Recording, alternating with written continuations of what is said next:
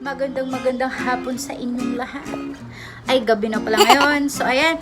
Ngayon nyo lang ako nakita kasi masyadong busy sa akin pagbubuntis. Manganganak ako ngayong May. So, abangan nyo. May vlog ako tungkol sa aking ultrasound kung anong gender na aking baby. So, ayan. Ngayon magluluto ako ng chicken spicy adobo. Ayan guys, so abangan nyo ang aking ingredients at paano ko siya lutuin. See you!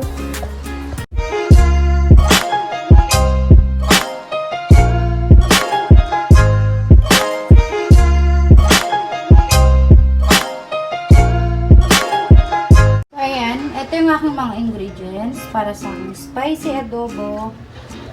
Ay, spicy chicken adobo. So meron tayong onion, meron tayong luya. Kasi ako talaga gumagamit ng luya para hindi siya malansa. So, meron tayong 5 cloves ng garlic, 5 pieces ng laurel, 1.5 spoon ng sugar, tsaka meron akong chili flakes. Ito yung pangpanghang ko. Meron tayong pepper,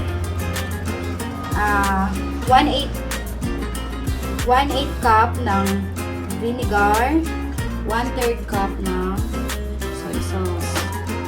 So, ang aking chicken, pinakuluan ko na siya. So, yun, tatapon ko na yung sabaw para lang matanggal yung lansa.